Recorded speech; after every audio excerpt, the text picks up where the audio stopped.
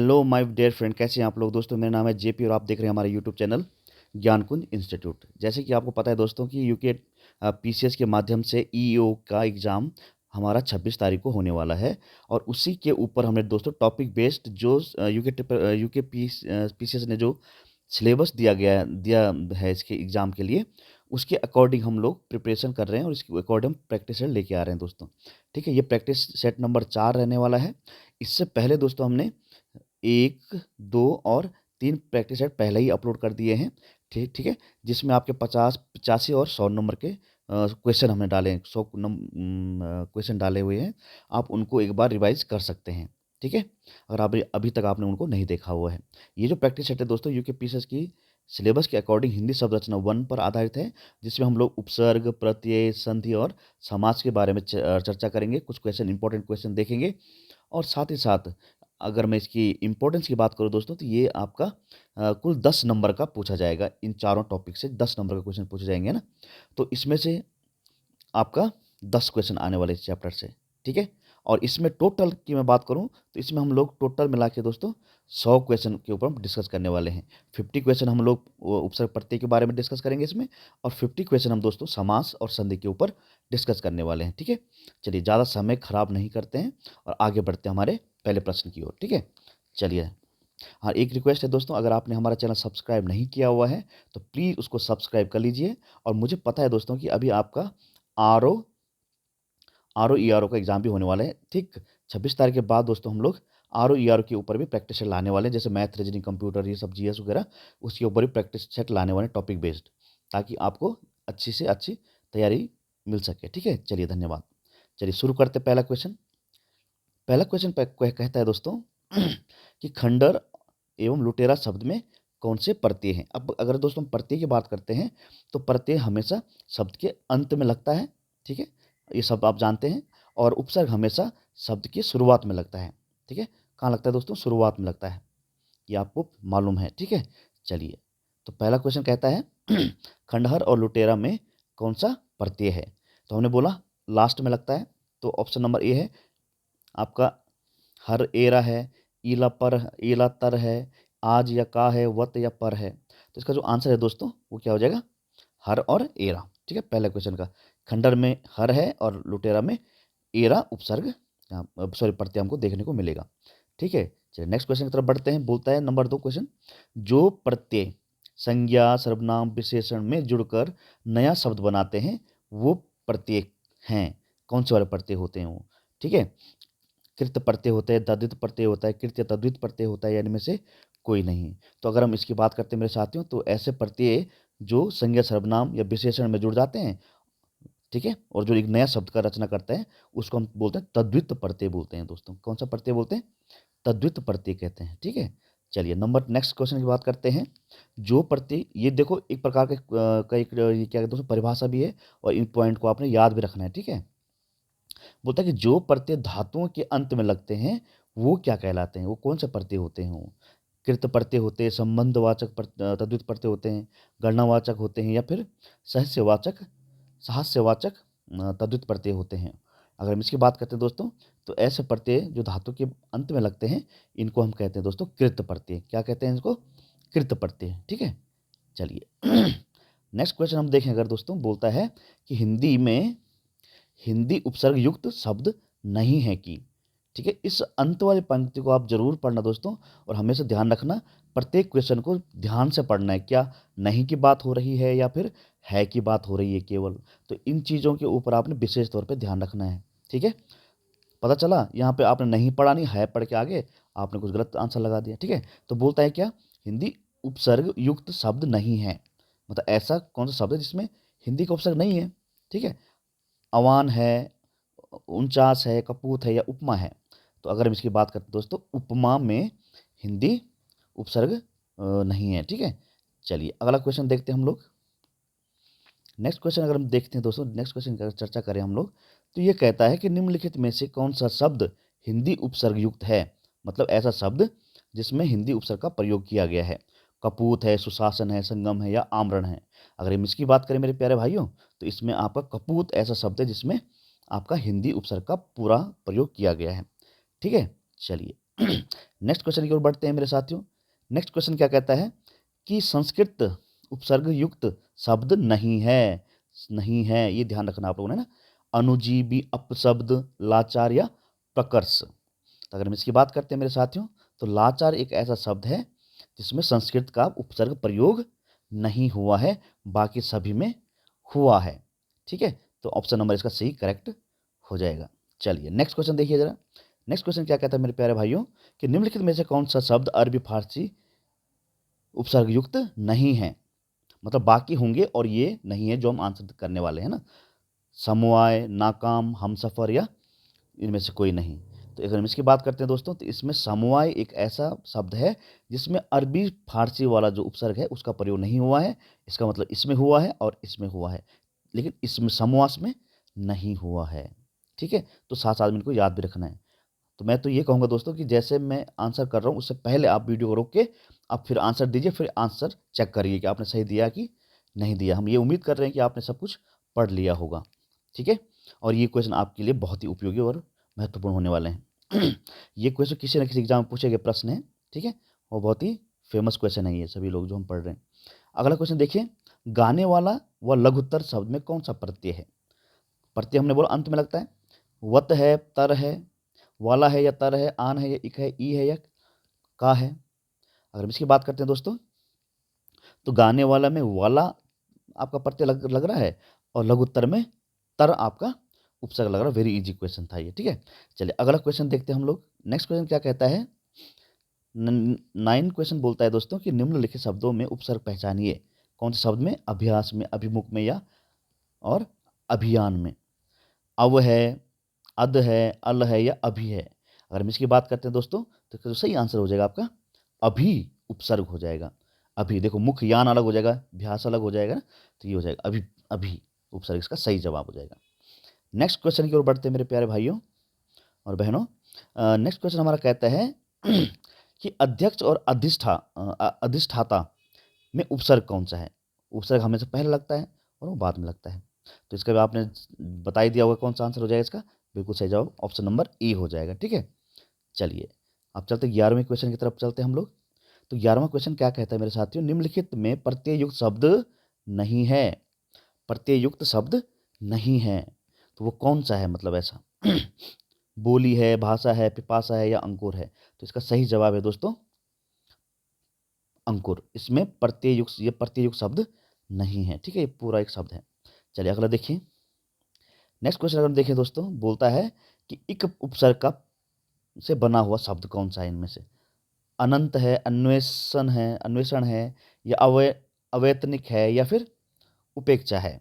इक प्रत्यय देखना हमने, उपसर्ग इक, तो बिल्कुल सही जवाब बोला आपने अनैतिक। इक सुनाई दे रहा ना, इक। ठीक है, तो इसमें हो जाएगा अवनैतिक में। ठीक है, अगला क्वेश्चन देखिए जरा क्या कहता है, निम्नलिखित में से प्रत्यय युक्त शब्द नहीं है। मतलब प्रत्यय का यूज ही नहीं हुआ उसमें। सादर, सावधान, स्वभाव या समझदार। अगर हम 13वें क्वेश्चन की बात करें मेरे साथियों, तो इसका आंसर है दोस्तों सादर। तो सादर में किसी भी प्रकार का कोई प्रत्यय प्रयोग नहीं हुआ। इसमें हुआ है, इसमें हुआ है, इसमें हुआ है। ठीक है, चलिए। और साथियों आपसे एक गुजारिश है कि अगर आपने हमारा चैनल सब्सक्राइब नहीं किया है तो प्लीज़ उसे सब्सक्राइब कर लीजिए ताकि हमारी मेहनत रंग ला सके। ठीक है, अगर हम आपके लिए थोड़ा मेहनत कर रहे हैं तो प्लीज़ आप हमें सब्सक्राइब जरूर करना, लाइक कमेंट शेयर जरूर करना इस चीज़ को, ताकि अन्य लोगों तक भी हमारी फ्री के वीडियो पहुंच सकें। ठीक है, इतनी उम्मीद है मुझे आपसे। चलो धन्यवाद। चलिए नेक्स्ट क्वेश्चन की तरफ बढ़ते हैं मेरे साथियों। बोलता है 14वां क्वेश्चन बोलता है, 14 क्वेश्चन बोलता है कि निम्नांकित में से उपसर्ग रहित शब्द कौन सा है। मतलब उपसर्ग रहित मतलब जिसमें उपसर्ग है ही नहीं। ठीक है, सुयोग, विदेश, अत्यधिक या सुरेश। तो इसका जो आंसर हम देखेंगे तो सुरेश एक ऐसा शब्द है जो उपसर्ग रहित है, मतलब उपसर्ग है ही नहीं इसमें, मतलब है ना। चलिए नेक्स्ट क्वेश्चन देखते हैं हम लोग। निर्वाह में प्रयुक्त उपसर्ग है। नी है, निह है, निर है या निरी है। 15 क्वेश्चन देखिए जरा, तो इसका हो जाएगा निर। निर्वाह में निर उपसर्ग है। ठीक है, चलिए नेक्स्ट क्वेश्चन देखते हैं हम लोग।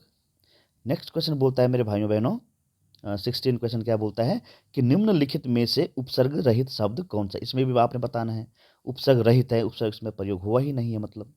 वियोग, देश, अधिक या सुरेश। बिल्कुल सही जवाब आपका सुरेश एक ऐसा शब्द है जो उपसर्ग रहित है, इसमें उपसर्ग का प्रयोग हुआ ही नहीं है। ठीक है, चलिए अगला क्वेश्चन बढ़ते हैं। पूरे 100 क्वेश्चन देखने हैं दोस्तों हमने फटाफट। ठीक है, तो आप बने रहिए और धैर्य बनाए रखिए ना। चलिए देखिए 17 क्वेश्चन क्या कहता है कि निम्नलिखित में से उपसर्ग रहित शब्द, फिर से वही क्वेश्चन आ गया कि उपसर्ग रहित बताना है, जैसे उपसर्ग का प्रयोग हुआ ही नहीं है। सागर, नगर, अगर, मगर या फिर जादूगर। तो बिल्कुल सही जवाब दिया आपने। ऑप्शन नंबर डी एक ऐसा शब्द है जिसमें जादूगर है, जिसमें कोई उपसर्ग नहीं है। ठीक है, नेक्स्ट क्वेश्चन देखिए 18 क्वेश्चन। हिंदी में कृत प्रत्ययों की संख्या कितनी होती है? वेरी इंपॉर्टेंट क्वेश्चन है। हिंदी में कृत प्रत्ययों की संख्या कितनी होती है? 28 होती है, 30 होती है, या 40 होती है, या फिर 50 होती है? तो सही जवाब आपका 28 होती है। ठीक है, चलिए नेक्स्ट क्वेश्चन की तरफ बढ़ते हैं। 19वां क्वेश्चन देखिए जरा। 19वां क्वेश्चन क्या कहता है मेरे साथियों? 19वां क्वेश्चन कहता है प्रतिकूल शब्द में कौन सा उपसर्ग प्रयुक्त हुआ है? पर, परा, परी या प्रति? तो बिल्कुल सही जवाब दिया आपने। ऑप्शन नंबर ए इसका सही जवाब हो जाएगा क्या? प्रा उपसर्ग। ठीक है, चलिए अगला क्वेश्चन देखिए। निम्नलिखित में से किस शब्द में प्रत्यय का प्रयोग हुआ है? प्रत्यय का प्रयोग हुआ है, इसका मतलब बाकी में नहीं हुआ है। तो कौन सा वो शब्द है जिसमें प्रत्यय का प्रयोग हुआ है? ठीक है, तो देखते हैं देखो दोस्तों। अच्छा, ये प्रतिकूल का आंसर क्या बताया मैंने? प्रतिकूल शब्द में कौन सा उपसर्ग प्रयोग हुआ है? प्रा उपसर्ग तो नहीं है मेरे साथियों इसमें, सॉरी ये गलती हो गया। इसमें प्रति उपसर्ग है, मैं बोलूँ यार, ये प्रति उपसर्ग, प्रतिधनकूल होता है। ठीक है, कूल में जब प्रति शब्द मिल जाता है तो प्रतिकूल हो जाता है ना। चलिए ऑप्शन नंबर डी, ये ए नहीं होगा भाई इसका, है ना। चलिए अगला क्वेश्चन देखते हैं। 20 वाला क्वेश्चन क्या बोलता है कि शब्द में प्रत्यय का प्रयोग नहीं हुआ है। तो इसमें आपका विकल है, अलकल है, या पुलक है, या धनिक है। तो इसका जो आंसर है दोस्तों, इसका हो जाएगा धनिक। धनिक वो शब्द है जिसमें प्रत्यय का प्रयोग हुआ है। कौन सा हुआ है? इक। धन शब्द देखो अलग आ जाएगा दोस्तों इससे, और इक इसमें प्रत्यय अलग हो जाएगा। ठीक है, धनिक। ठीक है, चलिए अगला देखिए जरा 20वां 21वां देखते हैं हम लोग अब। कहता है निर्वासित शब्द में प्रत्यय है। निर्वासित शब्द में कौन सा प्रत्यय मतलब, है ना। इक है, नी है, सित है, या फिर इत है। तो अगर 21वें क्वेश्चन को हम देखें दोस्तों, तो निर्वासित, निर्वासित, निर्वासित, इत क्या सुनाई दे रहा है इसमें लास्ट में? इत। तो इत क्या है इसमें? प्रत्यय है, अंत में लगता है प्रत्यय। ठीक है, चलिए सुत्त शब्द को स्त्रीवाचक बनाने के लिए किस प्रत्यय का प्रयोग किया जाएगा? अरे बात समझ में। सुत्त शब्द को स्त्रीवाचक बनाने के लिए कौन से प्रत्यय का प्रयोग किया जाएगा? ठीक है, ई का प्रयोग किया जाएगा, या आ का, या ई का, या इक का? तो आप समझ रहे होंगे इसका आंसर क्या हो जाएगा दोस्तों? ई, ये सॉरी ये आ। ऑप्शन नंबर बी इसका हो जाएगा सही, सुता। ठीक है, अगला क्वेश्चन देखिए। कृदंत प्रत्यय, कृदंत प्रत्यय किस शब्द के साथ जुड़ते हैं? हमेशा ध्यान रखना इसको। कृदंत जो प्रत्यय होता है वो किसके साथ जुड़ता है? संज्ञा, सर्वनाम, विशेषण, या फिर क्रिया के साथ जुड़ता है? तो इसका जो आंसर है दोस्तों, कृदंत जो प्रत्यय होते हैं सदैव किसके साथ जुड़ते हैं? क्रिया के साथ जुड़ते हैं। वेरी इंपॉर्टेंट क्वेश्चन, याद रखने वाला। ठीक है, चलिए नेक्स्ट क्वेश्चन देखिए दोस्तों। बोलता है मस्ताना में कौन सा प्रत्यय है? मस्ताना शब्द में कौन सा प्रत्यय आपको देखने को मिलता है? ताजा, ना, या आना, इनमें से कोई नहीं। तो इसका जो आंसर है दोस्तों मस्ताना। मस्त प्लस आना हो जाएगा, मस्त प्लस आना हो जाएगा तो मस्ताना। तो मस्त शब्द में आना प्रत्यय लगाने से क्या हो जाएगा? मस्ताना हो जाएगा। चलिए ठीक है, नेक्स्ट क्वेश्चन देखते हैं दोस्तों। या प्रत्यय से बना हुआ शब्द कौन सा है? डबिया, डिबिया, डिबिया, डविया। तो कौन सा होगा? तो बिल्कुल सही जवाब बोला आपने, ये क्या हो जाएगा? डिबिया। ठीक है, तो डिबिया में या प्रत्यय का प्रयोग किया गया है। बर्खास्त शब्द में कौन सा उपसर्ग है? बर्खास्त शब्द में कौन सा उपसर्ग है मेरे साथियों? तो इसके बा है, बर है, बे है, या बिल्ला है? तो ये बर उपसर्ग है। ठीक है, सॉरी। चलिए नेक्स्ट क्वेश्चन की तरफ बढ़ते हैं हम लोग। 27 देखिए जरा क्या बोलता है। 27 क्वेश्चन क्या बोलता है दोस्तों? अनुमान में कौन सा उपसर्ग है? अनुमान में अव है, अनु है, अन है, या आ है? 27 की अगर बात करते हैं दोस्तों, इसमें अनु है। मान शब्द अलग है और अनु उपसर्ग अलग है। ठीक है, अनुमान हो जाएगा। चलिए नेक्स्ट क्वेश्चन की तरफ देखें अगर हम लोग। बोलता है कि किस शब्द में आवा प्रत्यय नहीं है? आवा प्रत्यय नहीं है, आवा प्रत्यय नहीं है, ध्यान रखना आपने, नहीं की बात कर रहे हैं। दिखावा, चढ़ावा, लावा या भुलावा। तो 28 का हम देख रहे हैं, तो इसका आंसर क्या हो जाएगा दोस्तों? लावा। ठीक है, लावा में कोई प्रत्यय नहीं है, कौन सा वाला? आवा वाला। ठीक है, बाकी सब में है। दिख दिखावा, चढ़ चढ़ावा, भूल भुलावा। ठीक है, ऐसा हो जाएगा जब अगर जुड़ेगा तो। लावा में खुद एक शब्द है, इसमें कोई प्रत्यय नहीं है। अगर देखिए दोस्तों, बेइंसाफी में प्रयुक्त उपसर्ग, बे है, इन है, बेई है या बेइन है। 29 का अगर हम बात करें तो बे उपसर्ग है दोस्तों, बेइंसाफी। ठीक है, चलिए नेक्स्ट क्वेश्चन देखिए। किस शब्द की रचना प्रत्यय से हुई है? अभियोग, व्यायाम, अपमान, इनमें से कोई नहीं। अगर हम इसकी बात करते हैं दोस्तों, तो इसका आंसर हो जाएगा दोस्तों अभी में किस प्रत्यय की रचना, सॉरी, किस शब्द की रचना प्रत्यय से हुई है? तो अभियोग शब्द की रचना जो है किससे हुई है? प्रत्यय से हुई है। चलिए ठीक है, किस शब्द की रचना प्रत्यय से हुई है? अभियोग से हुई है, व्यायाम से हुई है, या फिर आपका अपमान से हुई है, या इनमें से कोई नहीं। इसमें देखो तो ये अभी, इसमें सर दोस्तों उपसर्ग है, इसमें भी नहीं है, इसमें भी नहीं है। ऑप्शन नंबर इसका डी सही हो जाएगा। ठीक है, डी, इसमें कोई नहीं है। ठीक है, इसमें कोई नहीं। चलिए नेक्स्ट क्वेश्चन देखते हैं हम लोग। 31 क्वेश्चन देखेंगे अगर हम लोग। बोलता है अनुवाद में प्रयुक्त उपसर्ग कौन सा? अनुवाद में प्रयुक्त उपसर्ग कौन सा? आ है, अन है, अव है, या फिर अनु है। अब 31 की बात करते हैं मेरे साथियों, तो इसमें दोस्तों अनुवाद में कौन सा उपसर्ग लगा हुआ है? अनु उपसर्ग लगा हुआ, पूरा दिख भी रहा है ना। चलिए नेक्स्ट देखते हैं 32 क्वेश्चन। 32 क्वेश्चन क्या कहता है मेरे साथियों, कि निम्नलिखित पद इक प्रत्यय लगाने से बने हैं। इनमें से कौन सा पद गलत है? इसमें से कौन सा पद गलत है जिसमें इक प्रत्यय लगा तो है लेकिन गलत लगा हुआ है मतलब। ठीक है, तो इसको देखिए जरा। दैविक, सामाजिक, भौमिक और पक्षिक। तो पक्षिक में आपका गलत है। ठीक है, चलिए अगला देखिए जरा। 33 क्या बोलता है? 33 क्वेश्चन बोलता है मेरे साथियों, इनमें से कौन सा शब्द उर्दू के उपसर्ग से नहीं बना है? उर्दू के उपसर्ग से नहीं बना है। ठीक है, नाराज, लाचार, दुबला, बेवकूफ़।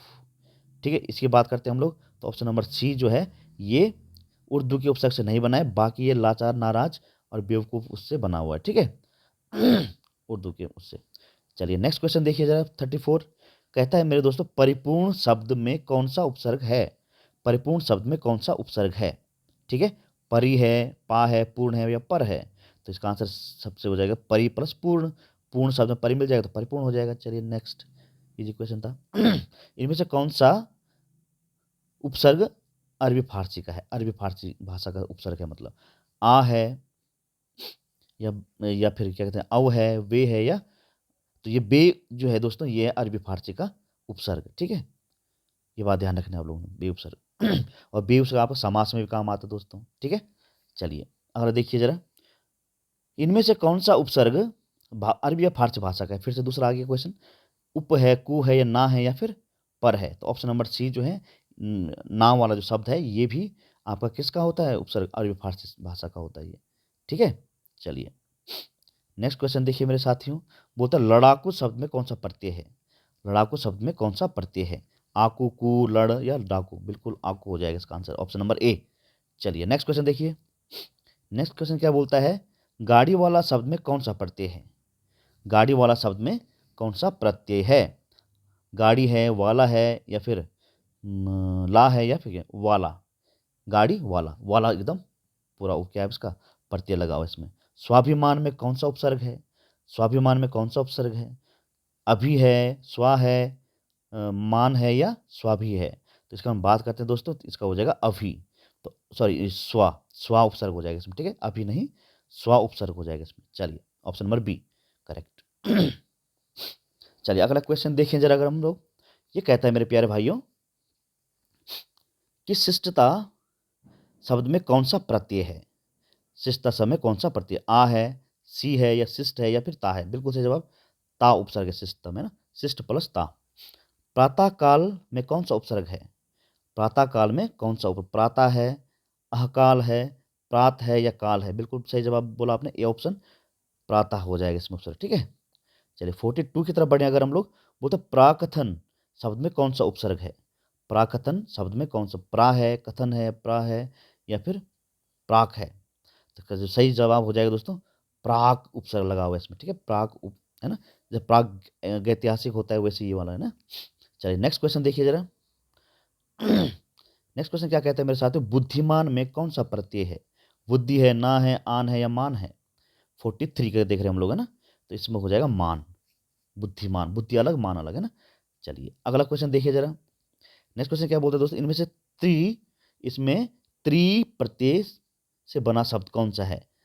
दानशील, दानशील है, या फिर आपका पितृभक्ति है, या शिक्षा है, सॉरी शिक्षा नहीं, शिक्षक है, या फिर निंदक है, जिसमें त्रि प्रत्यय का प्रयोग हुआ है। अगर हम इसकी बात करते हैं दोस्तों, तो पितृ भक्ति में किसका, कौन सा प्रत्यय का प्रयोग हुआ है ना, समझ रहे बात को? पितृ भक्ति में आपका त्रि प्रत्यय का प्रयोग हुआ है। चलिए अगला 45 देखते हैं हम लोग। कहता है इनमें से उर्दू उपसर्ग से बना शब्द कौन सा है? कपूत है, 19 है, अधपका है या खुशबू है? तो अगर हम देखें दोस्तों, खुशबू, बू एक उपसर्ग होता है, कौन सी भाषा का? उर्दू भाषा का, ठीक है। चलिए नेक्स्ट क्वेश्चन देखिए 46 को अगर हम देखें, अगर 46 कहता है इनमें से नयन शब्द में प्रयुक्त कृत प्रत्यय कौन सा है? नयन में, है ना, जो कृत प्रत्यय है, इन है, उन है या अन है? तो सही जवाब हो जाएगा दोस्तों अन, नयन, ठीक है। चलिए अगला देखिए जरा। बोलता है नवीन में कौन सा प्रत्यय है? नवीन में कौन सा, 47 का, नवीन में कौन सा प्रत्यय है? इन है, बीन है, नव है या ना है? तो सही जवाब आपका इन है, ठीक है। इन क्या है, इसमें प्रत्यय लगा हुआ, किसमें? नवीन में, नव धन इन हो जाएगा, ठीक है। नव शब्द अलग हो जाए, इन मिलेगा तो नवीन बना देगा इसको। चलिए अगला देखिए जरा 19 शब्द में कौन सा उपसर्ग है? 19 में 48 का क्वेश्चन देख रहे हैं हम लोग। उत है ना, ये आदाता है, ये पुराता है, या उन है, या उन है, ये हलंत वाला है, ठीक है। उन है या कौन सा है? तो ये दो दो दो ऑप्शन दो सेम ही सेम हो गया दोस्तों यहाँ पे, ठीक है। तो इसका ऑप्शन अगर हम देखें तो ये भी सही है और ये भी सही है, ठीक है। तो उन उपसर्ग लगा हुआ इसमें, 19 में कौन सा लगा है? उन उपसर्ग लगा है, उन। चलिए नेक्स्ट क्वेश्चन देखते हैं हम लोग।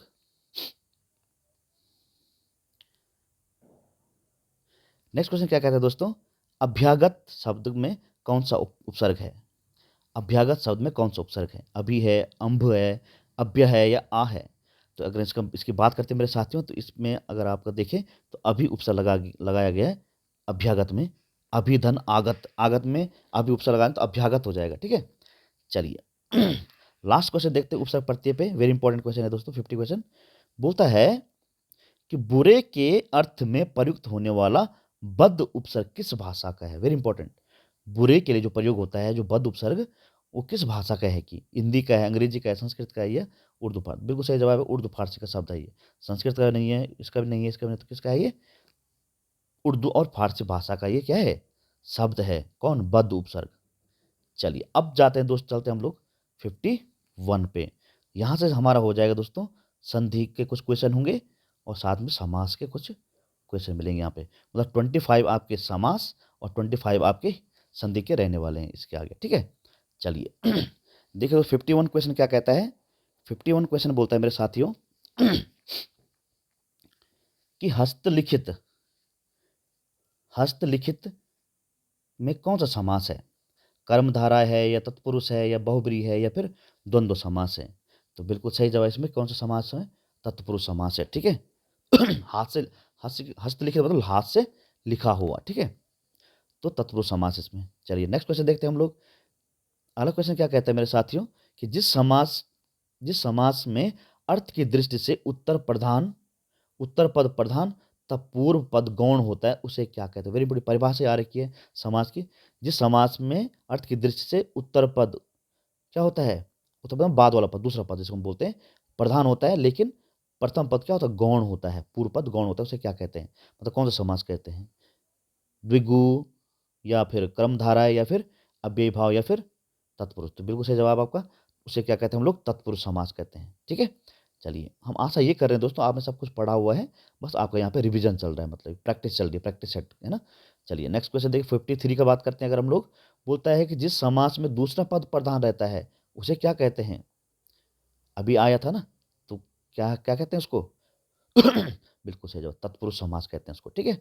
चलिए 54 पे चलेंगे अगर हम लोग, बोलता है जिस समास में पहले या बाद का कोई भी पद प्रधान नहीं होता है, वेरी इंपॉर्टेंट, नहीं होता है, गलती से परीक्षा में होता मत पढ़ देना है ना, उसे क्या कहते हैं? 54 की अगर हम बात करें तो उसे अव्ययी भाव कहते हैं या बहुब्रीहि कहते हैं या फिर द्वंद्व कहते हैं या फिर क्या कहते हैं? कर्मधारय कहते हैं। बोलता है ऐसा समास जिसमें पहले और बाद का कोई भी पद, मतलब कोई अन्य जिसमें अन्य पद प्रधान होता है, मतलब कहने का मतलब ये, ठीक है? तो उसको हम बोलते हैं बहुब्रीहि समास, ठीक है? जिसमें किसी तीसरे का अर्थ का बोध हो, वह समास कौन सा होता है? बहुब्रीहि समास होता है, ठीक है? चलिए ज़्यादा डीप में हम नहीं जाते हैं, अगला क्वेश्चन देखते हैं हम लोग।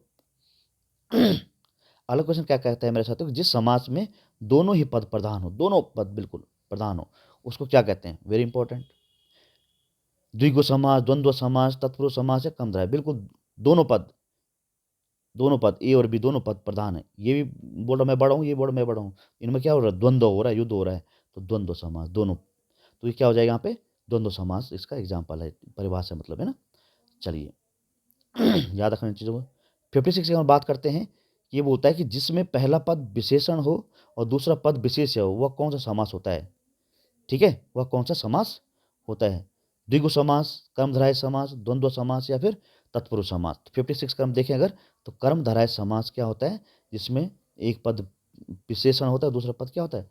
विशेष्य होता है, मतलब एक जो विशेषता बताता है और दूसरा जिसका जो विशेष्य होता है, ठीक है? तो इसमें क्या है? कर्मधारय समास बोलते हैं उसको, ठीक है? चलिए अब चलते 57 पे चलते हैं मेरे साथियों, क्या कहता है कि वज्रपाणि शब्द में कौन सा समास है? वज्रपाणि पद में कौन सा समास? वज्र है पानी में जिसके वह, बात समझ में आई? वज्रपाणि मतलब वज्र है पानी में जिसके वह, तत्पुरुष, बहुब्रीहि, द्वंद्व या द्विगु? बिल्कुल सही जवाब बोला आपने, कौन सा? बहुब्रीहि। किसी वज्र है पानी में जिसके वह, कोई किसी अन्य पुरुष के बारे में बात हो रही ना, तो जहां अन्य पुरुष प्रधान होता है वहां क्या होता है? बहुब्रीहि। चलिए अगला क्वेश्चन देखिए 58 का, देखिए अगर हम लोग, निम्नलिखित में से कौन सा शब्द बहुब्रीहि समास का उदाहरण है? शूलपाणि, यथाक्रम, हंसमुख या हथकड़ी? बिल्कुल सही जवाब दिया दोस्तों आपने, शूल है पानी में जिसके वह, बहुब्रीहि समास का एग्जाम्पल, ठीक है? चल अगला क्वेश्चन देखिए जरा, नेक्स्ट क्वेश्चन क्या बोलता है? 59 बोलता है कि इनमें से कौन सा शब्द द्विगु समास का एग्जाम्पल है? तो द्विगु समास का जो एग्जाम्पल होता है दोस्तों, इस द्विगु समास क्या होता है? संख्यावाचक होता है, संख्याओं के बारे में बात करता है ज़्यादातर, है ना? तो इस तरह को ध्यान रखना, आपको पता होगा, मैं समझ रहा हूँ आपको, है ना? चलिए तो आंसर देखिए जरा, भुजदंड में है क्या द्विगु समास, माखन चोर में है या भला बुरा में है या फिर चतुर्भुज में? तो चतुर्भुज, चतुर्भुज चार भुजाओं वाला ना, चतुर्भुज हो गया, तो ये इसमें क्या है? आपका द्विगु समास हो जाएगा, ठीक है? चलिए 59 हो गया, अब देखते हैं 60। नीलोत्पल, नीलोत्पल में कौन सा समास है? अव्ययी भाव या फिर तत्पुरुष है, कर्मधारय है या फिर बहुब्रीहि है? तो सही जवाब हो जाए इसमें कर्मधारय, है ना? नीलोत्पल क्या है? विशेषता बताई जा रही है यहाँ पे। चलिए अगला देखिए मनमाना, मन से माना, मनमाना में कौन सा समास है? ठीक है 61 का, अव्ययी भाव, कर्मधारय, तत्पुरुष या फिर बहुब्रीहि? मन से माना वो क्या होता है? अव्ययी भाव समास इसमें है। चलिए कतर ब्योंत, वेरी इंपॉर्टेंट, बहुत बार पूछा जाता है ये, कतर ब्योंत में कौन सा समास है? कतर ब्योंत में कौन सा समास है? द्वंद्व है या द्विगु है या तत्पुरुष है या फिर बहुब्रीहि है? तो इसका जवाब हो जाएगा मेरे साथियों, इसका द्वंद्व समास है कतर ब्योंत, वेरी इंपॉर्टेंट, बहुत बार परीक्षा में पूछा गया शब्द है ये, ठीक है? चलिए अगला देखते हैं हम लोग, कमल नयन में समास कौन सा है? तो कमल नयन में समास कौन सा हो जाएगा? तो कमल के समान है जिसके नयन, वह कौन होता है? तो वो कौन होता है? बहुब्रीहि समास के एग्जाम्पल बन जाता है। चलिए अगला देखिए, लाभ हानि, लाभ हानि में कौन सा समास है? द्विगु समास है, तत्पुरुष समास है या फिर आपका बहुब्रीहि है, या इनमें से कोई नहीं है? बताओ कौन सा समास इसमें? लाभ हानि में इनमें से कोई भी समास नहीं है, तो इसमें अव्यय भाव समास है। चलिए अगला देखिए ये बोलता है निम्न में कौन सा तत्पुरुष समास है का एग्जाम्पल, इनमें से कोई एक, एक तरफा, धनंजय, आत्मनिर्भर या वक्रतुंड? 65 का अगर देखें हम लोग, आत्मनिर्भर, ठीक, आत्मा से निर्भर। चलिए, चंद्रशेखर में कौन सा समास है? तत्पुरुष है, द्विगु है, बहुब्रीहि है या कर्मधारय है? अगर हम इसकी बात करते हैं दोस्तों तो इसका आंसर हो जाएगा आपका बहुब्रीहि, ऑप्शन नंबर सी। इस ऑप्शन नंबर सी हो जाएगा इसका आंसर, ठीक है, सी। अनुदिनम में कौन सा समास है? अनुदिनम में कौन सा समास है? अव्ययी भाव है या फिर कर्मधारय है या बहुब्रीहि या द्वंद्व है? तो अव्ययी भाव समास है इसमें, ठीक है। चलिए अगला क्वेश्चन देखिए जरा, बोलता है यथाशक्ति में कौन सा समास है? कर्मधारय या फिर शक्ति के आधार पर, ठीक है। तत्पुरुष है, द्वंद्व है या अव्ययी भाव है? तो इसका जो 68 का क्वेश्चन का आंसर हो जाएगा वो क्या हो जाएगा? अव्ययी भाव, ठीक है। इसमें यथा उपसर्ग है दोस्तों, यथा उपसर्ग, जो उपसर्ग वाले जो वो उपसर्ग जितने भी बे उपसर्ग, जैसे बे इलाज है ना, बे इज्जत, इस तरह के जो समास होते हैं जिसमें उपसर्ग का प्रयोग होता है वो अव्ययी समास की कैटेगरी में आते हैं वैसे, ठीक है, ये ध्यान रखना आप लोगों ने। चलिए, पर्णकुट्टी में कौन सा समास है? पर्णकुट्टी में कौन सा तत्पुरुष है या द्वंद्व है या कर्मधारय या बहुब्रीहि है? तो 69 का ऑप्शन नंबर ए हो जाएगा आपका तत्पुरुष समास। चलिए देखते हैं तो 70 क्वेश्चन देखते हैं हम लोग। 70 बोलता है कि मतदाता में कौन सा समास है? अव्ययी भाव है, द्वंद्व है, तत्पुरुष है या कर्मधारय है? तो इसका जो आंसर है दोस्तों तत्पुरुष समास है, ठीक है। चलिए अगला क्वेश्चन देखिए, आजन्म में कौन कौन सा समास है? कर्मधारय, द्वंद्व या फिर अव्ययी भाव या फिर बहुब्रीहि? तो 71 का वो आपका ऑप्शन जो हो जाएगा वो हो जाएगा अव्ययी भाव। मैंने बोला जहां उपसर्गों का प्रयोग होता है वहां पर क्या होगा? आपका अव्ययी भाव समझ। यहाँ पे क्या है? आ उपसर्ग है, आ, है ना, आ जन्म मतलब जन्म से मरण तक, ठीक है, उसका मतलब होता है आ जन्म, ठीक है। तो इसमें क्या है आपका अव्ययी भाव समास हो जाता है, अव्ययी भाव समास इसमें हो जाएगा। चलिए, दहीवाड़ा, दहीबड़ा में कौन सा समास है? दहीबड़ा में 72 का हम देखें, कर्मधारय, तत्पुरुष, बहुब्रीहि या फिर द्विगु? तत्पुरुष समास होता है इसमें। चलिए नेक्स्ट क्वेश्चन देखिए हम लोग, बोलता है कठपुतली शब्द में कौन सा समास है? कठपुतली में कौन सा समास? 73, संप्रदान, संबंध वाला, अधिकरण वाला या फिर कर्म तत्पुरुष है? तो इसमें है दोस्तों संबंध, ठीक है। कठपुतली, कठपुतली ये संबंध वाला होता है, ठीक है। चलिए अगला देखते हैं हम लोग, बोलता है कंटापनः, कंटापना में शब्द में कौन सा समास है? 74 में कंटापना में कौन सा? अव्ययी भाव है, तत्पुरुष है या बहुब्रीहि है या फिर कर्मधारय है? तो इसकी अगर बात करें दोस्तों तो इसमें आपका कंटापना में तत्पुरुष समास हो जाता है। चलिए अगला देखिए, चक्रपाणि दर्शनार्थ, चक्रपाणि दर्शनार्थ शब्द में कौन सा समास है? मान्य समास है मतलब 75 का। तो कर्मधारय है, तत्पुरुष है, अव्ययी भाव है या बहुब्रीहि है? तो ये आपका तत्पुरुष समास का एग्जाम्पल है, ठीक है। चलिए ठीक है दोस्तों, यहाँ तक थे दोस्तों हमारे समास के ऊपर। अब हम चलेंगे संधि के ऊपर। बोलता है व्याप्त में कौन सी संधि है? व्याप्त शब्द में कौन सी संधि है? 76 की बात कर रहे हैं हम लोग। गुण संधि है, ये दीर्घ संधि है, यण संधि है या फिर कौन संधि है? अयाद संधि। तो इसका आंसर जो हो जाएगा अयाद संधि, ठीक है। अयाद संधि का जो नियम है मेरे साथ वो क्या है? या, वा और रा बन जाता है। ई या ई के बाद कोई अन्य स्वर आए तो इसका या हो जाता है। ऊ या ऊ के बाद कोई अन्य स्वर आए तो इसका वाह हो जाता है। री के बाद, री को छोड़ के कोई बाकी 10 में से कोई भी स्वर आए तो इसका रा हो जाता है, ठीक है। ये है इसका नियम किसका? यण संधि का। और सदैव ध्यान रखना दोस्तों, है ना, या से पहले आधा शब्द रहता है, या से पहले ऐसे शब्द जिसमें या से पहले आधा हो, वा से पहले भी आधा हो और रा से पहले भी आधे वर्ण का प्रयोग किया गया हो, ऐसे शब्दों में आपका ज़्यादातर क्या होता है? यण संधि होती है। कौन संधि होती है मेरे साथियों?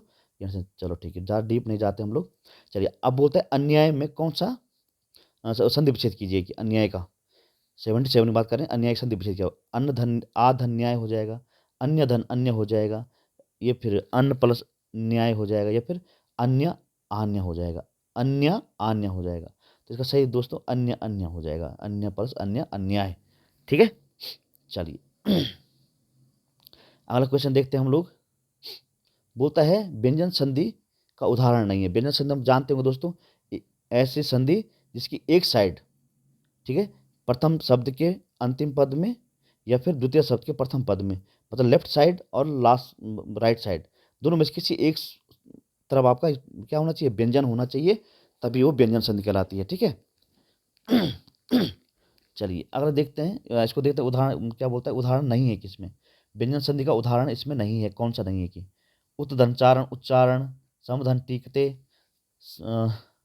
रामस धन टीकते, राष्ट्रिकते, ठीक है, गंगाधन उदकम, गंगोदकम, गंगोदकम या सतदंचित सचित। तो कौन सा यहाँ पर व्यंजन संधि का एग्जाम्पल नहीं है? तो इसका ऑप्शन नंबर सी हो जाएगा दोस्तों, गंगोदकम। ठीक है, चलिए अगला क्वेश्चन देखिए। स्वस्वस्तु में कौन सा का संधि विच्छेद क्या हो गया?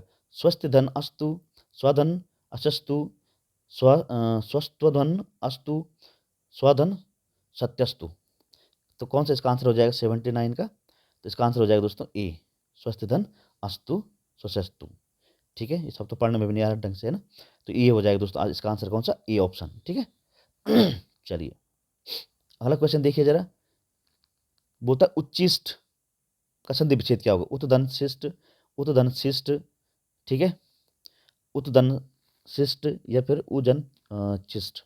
तो क्या हो जाएगा इसका आंसर? इसका आंसर हो जाएगा दोस्तों हमारा ऑप्शन नंबर बी, उत्तधन शिष्ट उच्चिष्ट हो जाएगा। ठीक है, चलिए 81 की तरफ बढ़ते हैं। 81 क्वेश्चन क्या बोलता है मेरे साथियों? बोलता धनुष टंकार में कौन सी का संधि विच्छेद क्या है? धनु धन टंकार, धनुष धन टंकार या धनु धन इष्टकार या उपयुक्त में से कोई नहीं। तो 81 का जो ऑप्शन हो जाएगा दोस्तों हमारा बी, धनुष धन टंकार, धनुष धनुष टंकार। ठीक है, ऑप्शन नंबर बी इसका आंसर हो जाएगा, बी, ऑप्शन नंबर बी। चलिए अगला क्वेश्चन देखते हैं हम लोग। कहता है कि होत्रिधन ऋकारः में कौन सी संधि है? वृद्धि है, गुण है या फिर क्या बोलते हैं दीर्घ है या फिर यण है? तो इसमें कौन सी संधि है दोस्तों? कौन सी संधि है इसमें? दीर्घ संधि है। ठीक है, इसमें कौन सी संधि है? दीर्घ संधि है। चलिए अगला देखिए।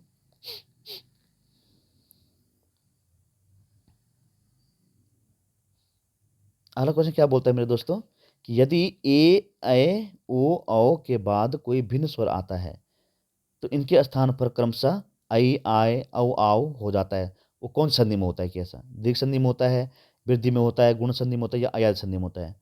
तो इसका जो आंसर है दोस्तों किस में होता है? अयाद संधि में होता है, आई आय औ आओ। ठीक है, चलिए अगला क्वेश्चन देखिए। 84 क्या कहता है? वो तो दोस्तों पवन का शुद्ध संधि विच्छेद कौन सा है? पौधन अन, पवधन अन, पहधन अवन, पवधन न। तो इसका जो आंसर है दोस्तों क्या हो जाएगा? पोधन अन हो जाएगा, पोधन अन, पवन। ठीक है। चलिए अगला देखिए। बृहस्पति का संधि विच्छेद क्या होगा? बृहस्पति का संधि विच्छेद क्या होगा? बृहस् धनपति, बृहस् धनपति, बृहद धनपति, बृहस् धनपति। तो इसका जो आंसर हो जाएगा दोस्तों हमारा बृहधन पति हो जाएगा। ठीक है, चलिए नेक्स्ट क्वेश्चन देखते हैं।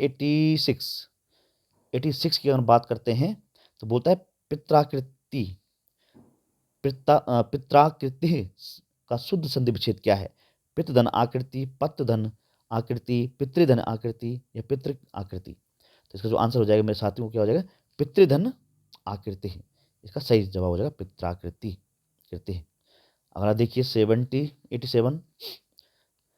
कृष्णेकत्वम, कृष्णेकत्वम शब्द में संधि कौन सी है? गुण है, दीर्घ है, वृद्धि है या अयाद है या दीर्घ है? तो 87 का सही जवाब हो जाएगा आपका वृद्धि संधि। वृद्धि संधि पहचान क्या है? शिरोमणि रेखा के ऊपर 2 डंडियां होनी चाहिए, होती है जिन शब्दों में, वो शब्द वो कौन सी संधि होती है? दीर्घ संधि होती है। कुछ इसके अपवाद भी हैं, जैसे स्वेर एक शब्द है, स्वेर लिखा ऐसा जाता है, लेकिन इस स्वेर का जो होता है वो ऐसा होता है नियम। तो इसमें लगता है दोस्तों गुण संधि का नियम, ठीक है, लेकिन दिखता है अगर शब्द बोला जाए कि स्वेर में कौन सी संधि है, तो लग तो रहा है ये दीर्घ संधि के एग्जाम्पल, सॉरी वृद्धि संधि के एग्जाम्पल, लेकिन होता ये गुण संधि के एग्जाम्पल है। ठीक है, तो ये अपवाद शब्द कुछ ऐसे, जैसे प्रौढ़ हो गया, प्रौढ़ भी आपका क्या है? गुण संधि का एग्जाम्पल, लेकिन शब्द पढ़ने में क्या लगता है, देखने में लगता है कि इसमें वृद्धि संधि है। ठीक है, इन चीज़ों को ध्यान रखना आप लोग, कुछ शब्द होते हैं अपवाद वाले ना। चलिए अगला क्वेश्चन देखिए जरा। 88 का देखते हैं हम लोग। बोलता है विसर्ग का प्रयोग किन शब्दों में नहीं होता है? तद्वत में नहीं होता, तत्सम में नहीं होता, संकर में नहीं होता या इनमें से सभी? 88 की बात करें हम लोग तो जो संकर शब्द होते हैं दोस्तों उनमें क्या होता है? विसर्ग का प्रयोग नहीं होता है।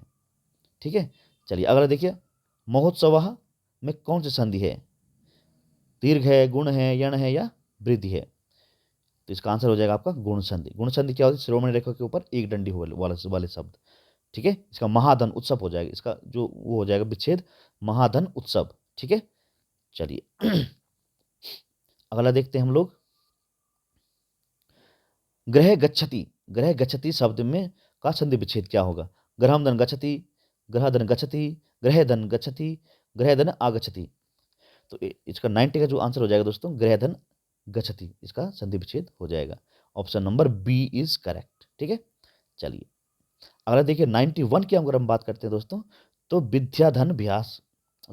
विद्याभ्यास का संधि विच्छेद क्या होगा? इसका संधि विच्छेद क्या होगा? विद्याधन अभ्यास, विद्याधन अभ्यास, आभ्यास या विद्याधन अभ्यास या विद्या प्लस अभ्यास।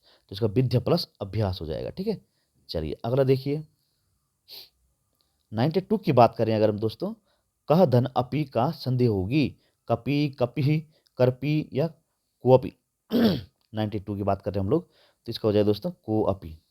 ठीक है, इसका वेरी इंपॉर्टेंट क्वेश्चन देखिए, को अपी हो जाएगा इसका। ठीक है, चलिए अगला देखिए दैत्य धन अरि, दैत्य धन अरि, दैत्यारि एक उदाहरण है व्यंजन का, स्वर संधि का, विसर्ग संधि का या इनमें से कोई नहीं। 93 की बात कर रहे हैं, तो ये है दोस्तों आपका स्वर संधि का एग्जाम्पल।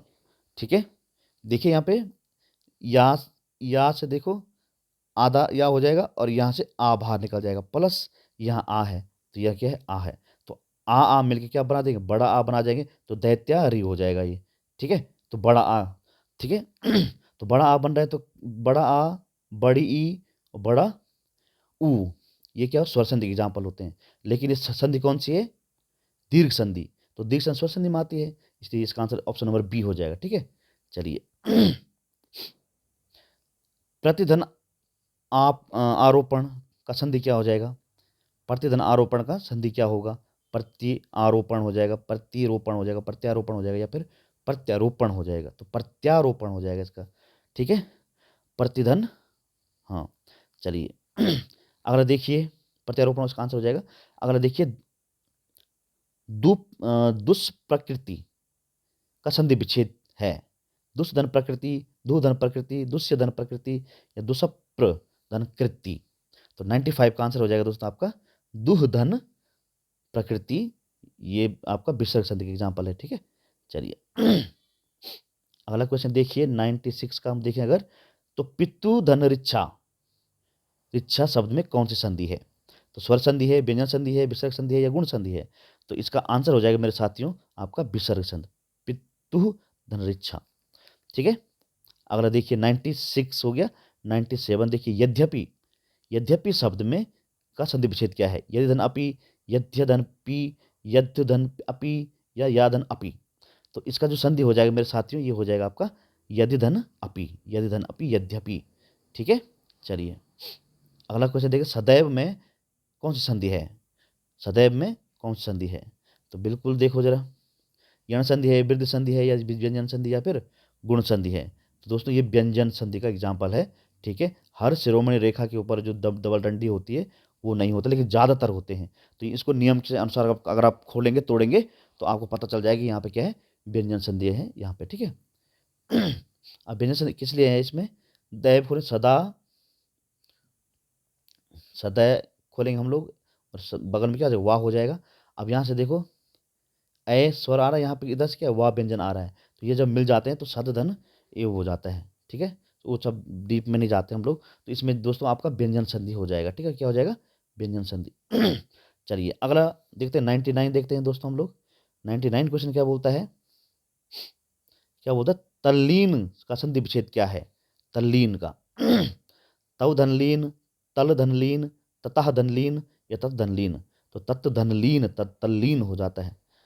ठीक है, आगे बात समझ, ता का दा हो जाता है, ता का ला हो जाता है, ता का नियम और देखिए वेरी इंपॉर्टेंट क्वेश्चन बोलता है यदि ई ऊ और री के बाद कोई भिन्न स्वर आए तो इनका परिवर्तन क्रमशः या, वा और रा में हो जाता है, तो कौन सी संधि होगी वो? ठीक है, तो वो कौन सी संधि होगी आप सभी जानते हैं दोस्तों, ये कौन सी संधि होगी बताइए जरा। तो ये क्वेश्चन मैं आप लोगों के ऊपर छोड़ रहा हूँ। ठीक है, लास्ट क्वेश्चन अगर आपने पढ़ा हुआ है तो आप इसका आंसर दोस्तों कमेंट बॉक्स में ज़रूर दीजिएगा, ठीक है।